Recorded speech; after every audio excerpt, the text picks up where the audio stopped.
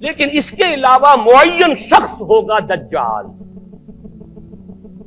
یہ معین شخص جو دجال ہوگا اس کے بارے میں بھی ایک تو بالکل متفق علیہ چیزیں ہیں. نمبر ایک کہ وہ شخص ہے، قطعی ہے، یقینی ہے، اس کا حلیہ بھی حضور صلی اللہ علیہ وسلم نے احادیث کے اندر بیان کیا ہے. دوسری بات یہ کہ اس کے ہاتھ میں قوانین قدرت، گویا کہ تسخیر کائنات گویا کہ نقطۂ عروج کو پہنچ چکی ہے. تمام اختیارات الہی تقریباً اس کے ہاتھ میں آ چکے ہوں. جو بڑے سے بڑے معجزے اللہ تعالیٰ نے نبیوں کو دیے ہیں وہ معجزے کر کے دکھائے گا. وہ مردہ کو زندہ کرے گا، مردہ لوگوں کی افواہوں کو لے کر آئے گا، ان کی روحوں کو، اگرچہ جھوٹی روحیں ہوں گی، وہ شیاطین جن ہوں گے جو ان کا بھیس بدل کر آئیں گے، لیکن یہ کہ وہ لوگوں سے کلام کریں گی. یہ اسپرچولیزم جو اپنی انتہا کو پہنچا ہوا ہے یورپ میں اور مغرب میں، یہ در حقیقت اسی کا ایک مظہر ہے.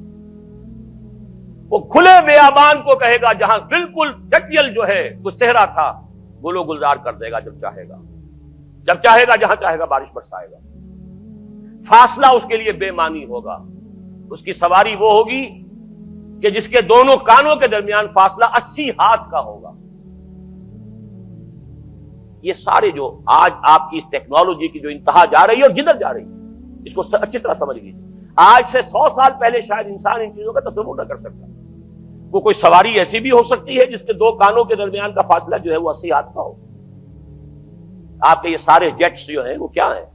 ان کے رڈارز جو لگے ہوئے ہیں، دونوں کان ہیں ان کے.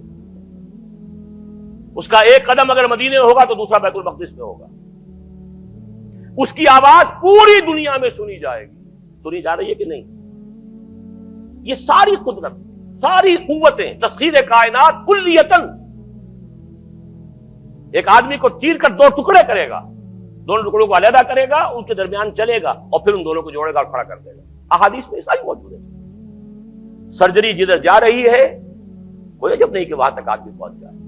فریز کر کے تو یہ معاملہ اب ہو ہی سکتا ہے، لیکن یہ کہ ابھی اگلا اور قدم کیا ہوگا کچھ نہیں کہہ سکتے. یہ چیزیں تو ہے متفق علیہ.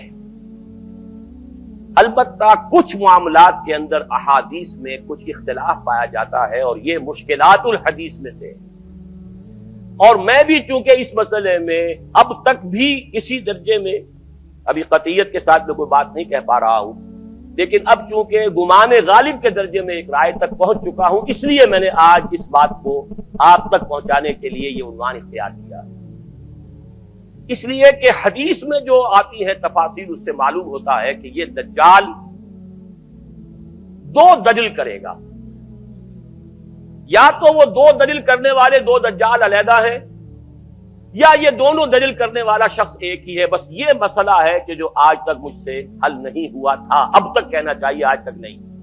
اور یہ اس میں علماء سے بھی گفتگو ہوئی ہے اور جن لوگوں نے اس مفہوم موضوعات پر اپنا وقت لگایا ہے ان سے بھی گفتگویں ہوئی ہیں، تو وہ بھی اس مسئلے کو حل کرنے سے تاحال قاصر رہے.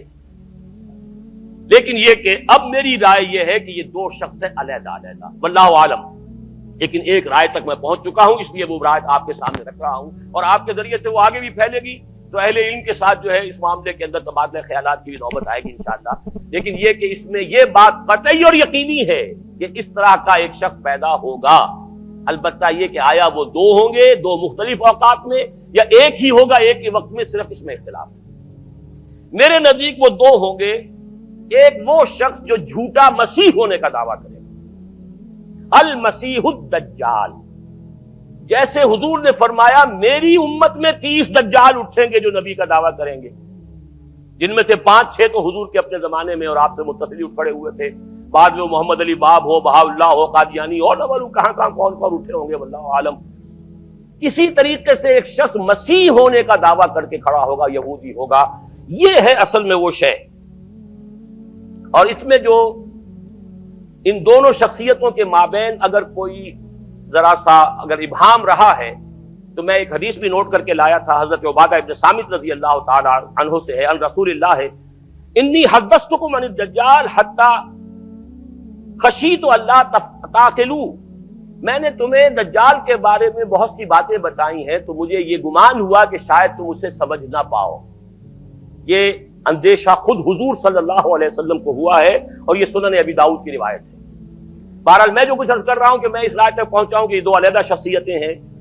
ایک تو یہ ہے کہ ایک مسیح الدجال کھڑا ہوگا یہ ایک دعویٰ کر کے کہ میں مسیح ہوں، چونکہ اس کا زمانہ بالکل قریب آ چکا، اس لیے میں آپ کو اس کے بارے میں خبردار کر رہا ہوں۔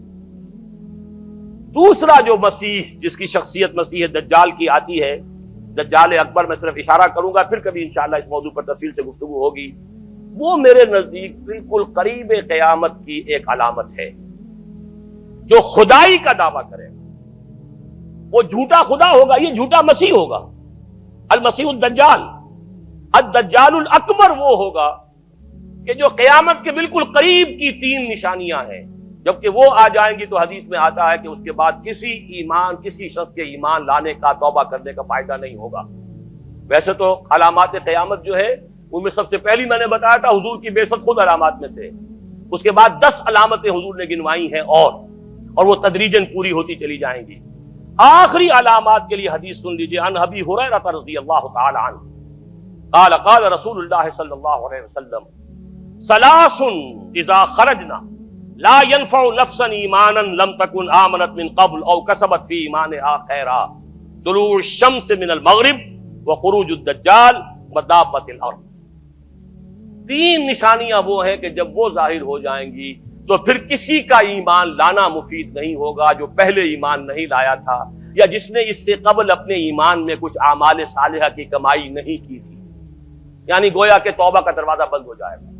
جیسے جب موت کے آثار شروع ہو جاتے ہیں تو توبہ کا دروازہ انسان کے لیے بند، اب جب موت کے آثار شروع ہو گئے اب توبہ کرنا فائدہ نہیں، اس سے پہلے توبہ کا دروازہ کھلا ہوا۔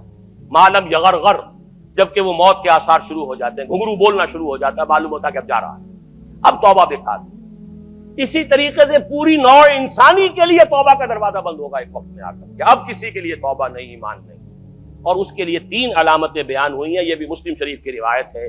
آپ نے فرمایا 3 چیزیں وہ ہیں کہ جب وہ ظاہر ہو گئیں تو پھر کسی کا ایمان لانا جو اس سے پہلے ایمان نہیں لایا تھا، اور اپنے ایمان میں اس نے کچھ اعمال صالحہ کی کمائی نہیں کی تھی، اب قتل مفید نہیں ہوگا اس کے لیے ایمان لانا۔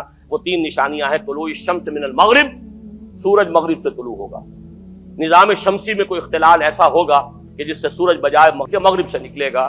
وہ خروج الدجال ودابۃ الارض، ایک زمین سے کوئی چوپایا برآمد ہوگا، بعض احادیث میں آتا ہے کہ مروہ کے قریب سے وہ برآمد ہوگا جو گفتگو کرے گا انسانوں سے۔ یہ بالکل خرق عادت، یعنی وہ چیزیں کہ جن کا کوئی تعلق اب اسباب جو ہے دنیا کے ان سے کوئی تعلق نہیں ہے، کوئی فزیکل لا سے تعلق نہیں ہے، وہ بالکل معجزے ہوں گے، خرق عادت ہوگا۔